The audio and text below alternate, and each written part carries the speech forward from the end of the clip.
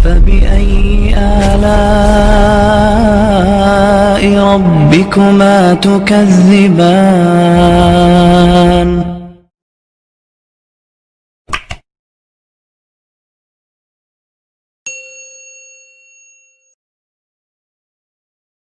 ایمان کی وہ سطح نہیں ہے جو کھڑا کر دے حکم پر۔ نماز کا کس کو نہیں پتا کہ فرض ہے، کیوں نہیں پڑھتے؟ ایمان کا سرمایہ تھوڑا ہو گیا ہے۔ پردے کا کس کو نہیں پتا کہ مسلمان عورت کے لیے پردہ فرض ہے، عین ہے، کیوں نہیں پردہ ہو رہا؟ سرمایہ کوئی نہیں، پیسے کوئی نہیں، اور پیسے سے چیز خریدی جاتی ہے، ایمان سے چیز خریدی جاتی ہے، اطاعت ایمان سے آتی ہے، کیوں پردہ اٹھ گیا؟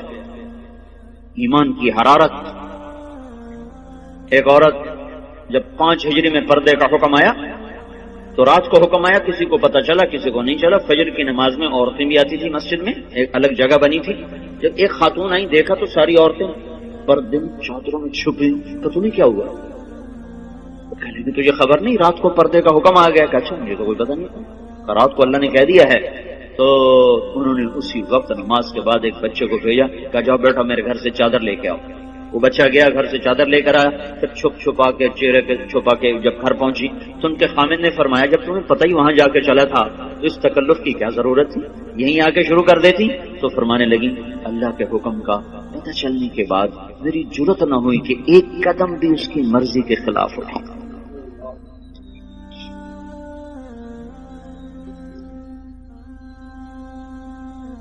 اب چونکہ ایمان کی حرارت ہے نہیں، ایمان کی طاقت کمزور ہو چکی ہے، تو ہیلے بہانے اور لچر عذر۔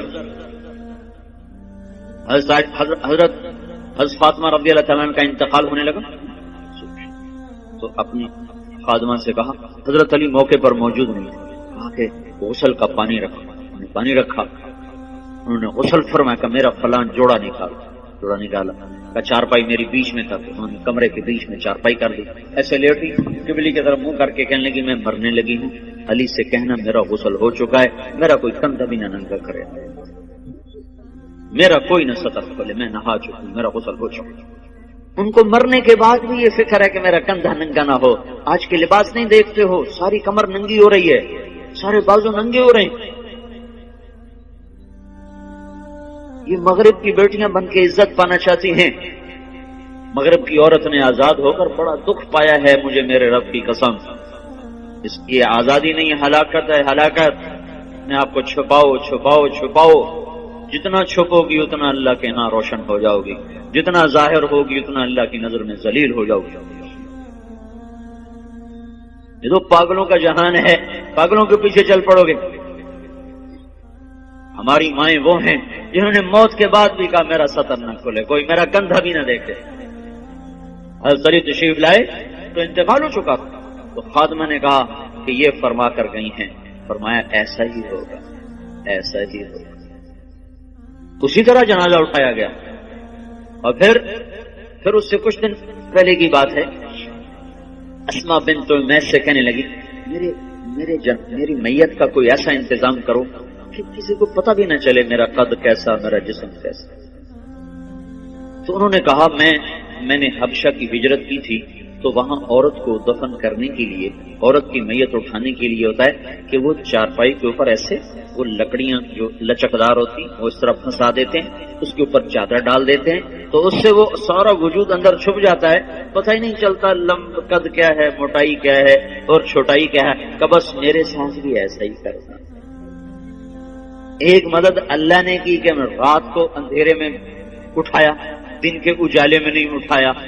ایک پردہ اللہ نے کہا کہ پوری رات کوئی پردے کا حکم دے دیا کہ محمد کی بیٹی آ رہی ہے، پردہ کرو۔ دوسرا کام اسما بنت امیس سے کروایا، انہوں نے وہ پر لگا دی۔ وہ دستور آج بھی عرب میں چلا آ رہا، حضرت فاطمہ سے جو شروع ہوا، اس سے پہلے نہیں تھا۔ یہ جو جنازہ اٹھتا ہے، آپ لوگ دیکھو حرم میں جو جنازہ ابھرا ہوتا ہے وہ خاتون کا ہوتا ہے، اس کے اوپر انہوں نے کور لگایا ہوتا ہے۔ دیکھنا جو لوگ جاتے ہیں حج پہ، وہ میں تو کئی سال سے جا رہا ہوں، کر یہ پڑھا بھی تھا، وہ دیکھا بھی ہے کہ جب خاتون کا جو جنازہ ہوتا ہے ویسے ابھرا ہوتا ہے، اور جو مردوں کا جنازہ ہوتا ہے ویسے سیدھا ہوتا ہے۔ وہ ایسے اونچا کیا ہوتا تاکہ یہ عورت کس قد و قامت میں ہے وہ بھی پتہ نہ چلے۔ اسلام ایسے حیاؤں والا طریقہ زندگی بتاتا ہے کہ ہماری عورت کا مرنے کے بعد بھی پردہ ہے، یہ زندہ ہو کے باہر نکل رہی ہیں، کون ان کو سمجھائے؟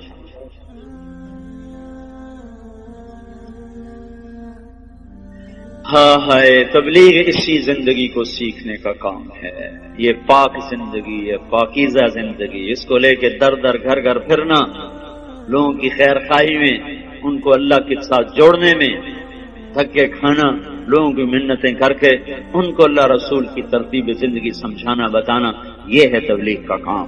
اس کے لیے ہم عورتوں کو بھی نکالتے ہیں، مردوں کو بھی نکال دو، بھائی سیکھو سیکھو۔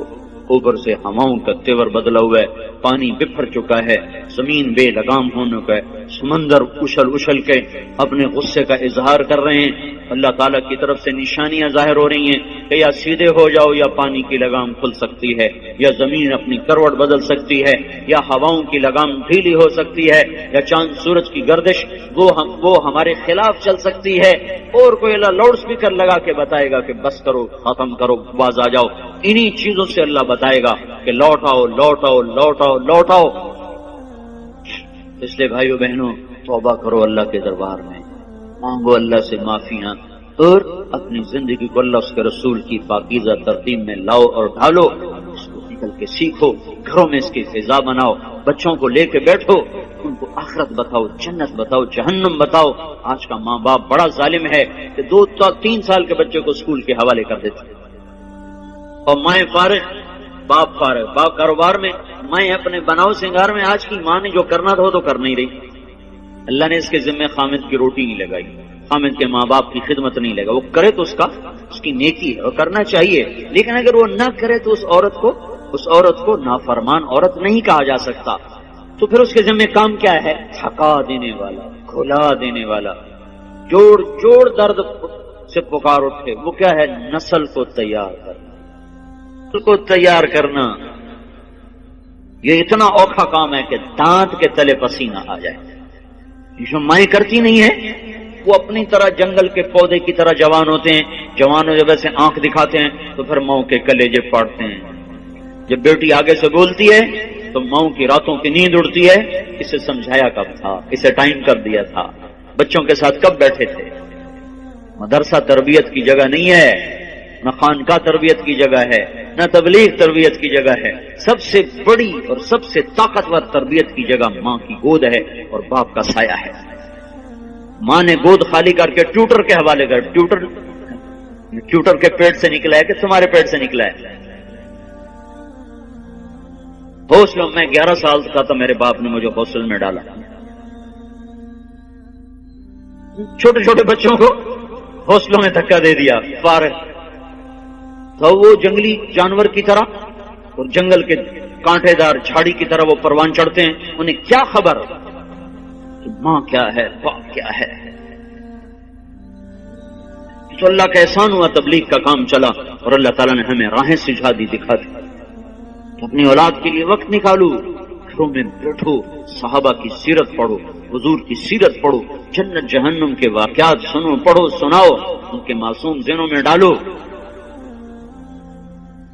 تو آگے جب چڑھیں گے، پروان چڑھیں گے تو کچھ اپنے اوپر پھلدار ہو کر وہ نکلیں گے، ورنہ تو وہ کانٹے دار جھاڑیاں بنیں گے، کانٹے دار۔ سے وقت دو، اپنے آپ کے لیے وقت نکالو، اپنی نسل کے لیے وقت نکالو، اپنے گھروں کو مسجد بناؤ، گھروں کو مسجد بناؤ۔ زبان کا بول بڑی طاقت رکھتا ہے، زبان کے بول میں اللہ نے اثر رکھا ہے۔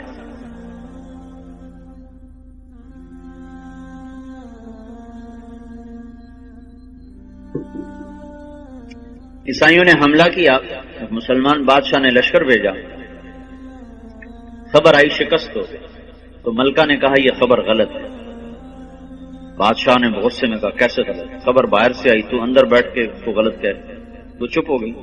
کچھ دنوں کے بعد خبر آئی کہ واقعی خبر غلط تھی، فتح ہوئی۔ تو بادشاہ نے اپنی بیوی سے پوچھا تو نے یہ اتنے دعوے سے بات کیوں کہی تھی؟ اس نے کہا بات یہ ہے، جب یہ میرا محسوس ہوا کہ میرے پیٹ میں کوئی امانت ہے، تو میرے منہ پہ ایک لقمہ بھی حرام کا نہیں آیا، میں نے کوئی مشتبہ کھانا نہیں کھایا۔ پھر جب یہ پیدا ہوا، یہ کون سنا رہی؟ کوئی کسی مولوی کی بیوی نہیں، بادشاہ کی بیوی کا سنا رہا ہوں۔ جب یہ پیدا ہوا تو میں نے جتنی دفعہ اسے دودھ پلایا، پہلے 2 نفل پڑے پھر دودھ پلایا، وضو کیا 2 نفل پڑے دودھ پلایا۔ 2 سال میں نے یہ چکی چلائی ہے، 2 سال میں نے یہ مشقت برداشت کی ہے کہ ہر دفعہ اس کے لیے میں وضو کرتی، نفل پڑھتی، پھر دودھ پلاتی۔